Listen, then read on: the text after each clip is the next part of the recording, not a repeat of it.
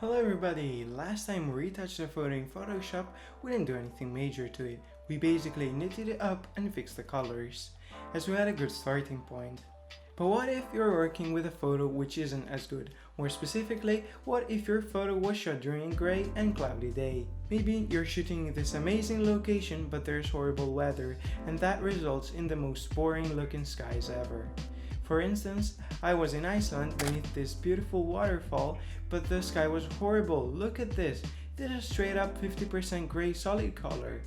It was also very crowded, so I had to climb up on a small rock in the middle of the river to frame as few tourists as possible. But that's not hard to fix, especially since we'll be swapping out that grey looking mess for this beautiful shot of the northern lights. So, as you can see, the picture I chose to be our sky was shot during the night, and the photo we want to put it in was shot during the day. This means that we'll have to perform a day-to-night transition in order to make it look real. Then we'll color match the foreground to the sky. This is very important. You always have to match the foreground to the sky, not the other way around, as the sky has a huge impact on the color of the image. And if we do it the other way around, we'll end up either with a very bad looking sky or a stark difference between the two. And also make sure that the perspective of the two shots match, because if they don't, it will look very fake. Here, for instance, since I was framing the whole waterfall and I was at the ground level, the perspective of this photo isn't straight on, but actually tilted up slightly. So when I was browsing for new sky on Unsplash, I made sure to choose an image that has a perspective which resembles the original one. It wasn't particularly hard as it's the most common perspective to shoot the sky, especially northern lights, but if you were combining two of your own photos, make sure to shoot them with the same perspective. And before we start, if you want to follow along with this tutorial, you can download these two images from the link in the video description.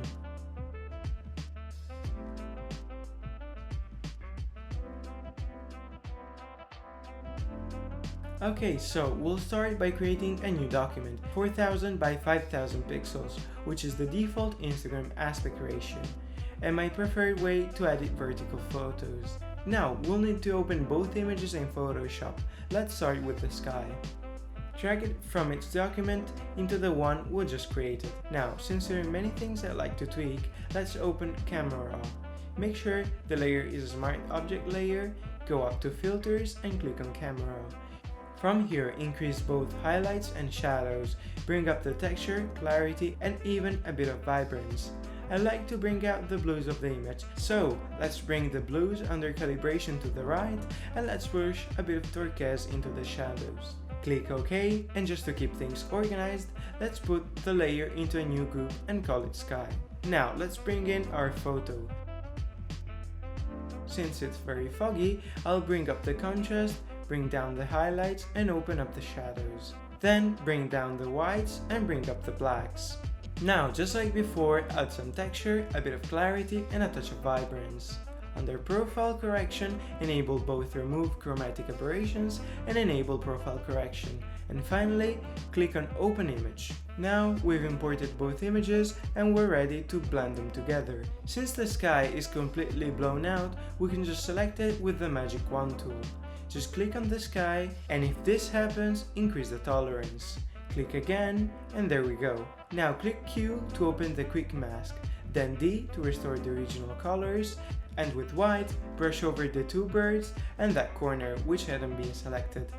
Click Q again, and now that we have a good selection, click on the Mask tool. Then invert and feather the mask slightly. But if your sky isn't blown out or easily selectable, look out for my next video where I'll explain various methods to select things in Photoshop. Now I want to get rid of that viewing platform, so just draw around it with a lasso tool and brush over it. This is the best way to recreate the jagged look of the rest of the edge. Let's drag it into the main document and move it down a bit.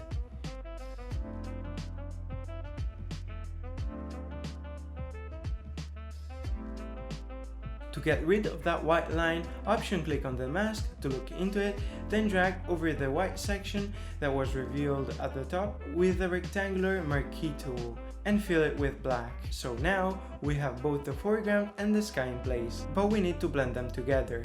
Let's start by removing that hideous white outline. To do so, command click on the mask to bring the selection back up, go up to select, modify and contract. Give it a couple of pixels, click OK, invert the selection and fill it with black. Now, as you can see, we have a very hard and jagged edge, so increase the feather of the mask slightly. And if you want to, you can clean up those little imperfections with a brush with a hardness of roughly 80 to 90%. Let's now match the luminosity. Add a curves adjustment layers, crush the whites and bring down the midtones. Then add a color balance to bring some blues and cyans into the midtones, a bit of cyan into the highlights, and a bit of blue into the shadows. And to keep things tidy, let's group these layers and call it foreground. Now, let's add what's known as a blending curve, which are used to help blend images together. However, we can bring up the blacks since our image is very foggy and dark. But let's still bring down some midtones and up the highlights. And if you feel like the effect is too strong, you can always bring down the fill. Now, the luminosity is already matching a lot more than it was before, but the tonality of the two images are very different. And as I mentioned before, we need to match the foreground to the sky, not the other way around. In this case, rather than doing it manually, we can just sample a few of the sky's colors and apply them to the foreground with a gradient map. This is like the one color matching technique to rule them all. We need at least 3 colors, and rather than sampling them manually, we will have Photoshop do it for us. To do so, we need to have the sky in a new document. So make it a smart object layer, which it already is, but we have added a camera raw filter, and we need those tweaks baked onto the image for this to work. So rasterize the layer and turn it back into a smart object layer. Then double click on it, and now we're ready to sample the colors. Go up to File, Export and choose Save for Web. This will bring up this window from where we can choose how many colors we want to save. But we don't actually want to save the image, we just want to obtain a color palette. Decrease the number of colors to something between 3 and 5. Don't go any lower than 3 because we'll need at least 3 colors. One for the shadows, one for the midtones and one for the highlights. But also don't go too high, to the point where you get drastically different colors. For example, here we have 4 bluish greens, and if we were to get something like a brown or a pink, we have to decrease the number of colors. In this case, 4 is fine, so just click there to bring up the options menu and save color table. Now, save the color table somewhere, probably into the folder of the project, and we can just cancel out of this. Now go back into the main document and we'll enable swatches. Go into Window and click on Swatches. Let's now load the color table we just saved. Click on the Options menu and import swatches. And if you want, you can rename them. Now add a gradient map and start sampling the colors from the swatches. Once you have them all in, we have to arrange them properly. To do so, click on the voices as color below and note down the brightness value. Now close it and enter the brightness value into the location. And repeat the same process for all the points on the gradient. This will arrange the colors in their correct position and recreate the colors of the other image. But you might notice that the highlights and the shadows are blown out. But that actually works to our advantage because in most images the darkest and brightest points are completely black and completely white. And more colors we put into our gradient map, the more the two pictures will match. But still, any shadows which have a lower brightness value than the darkest color from our palette and any highlights that go over the brightest value will be blown out. So just click on the darkest color, then click on the very left of the gradient, then on color, and let's make it darker. So just drag it down, but don't move it left and right, just down so it's keeping the right tonality. And repeat for the highlights by moving it up. And that's it, decrease the fill a bit, and would you look at that, now the foreground is matching the sky. But we still have a bit of work to do. Oh, and also, you can now delete the smart object layer we created before, as we won't need it anymore. And since I like to keep things organized, let's group the adjustment layers. Let's now add another curve, just to correct things. Now we can add a bit of haze to blend the two photos together.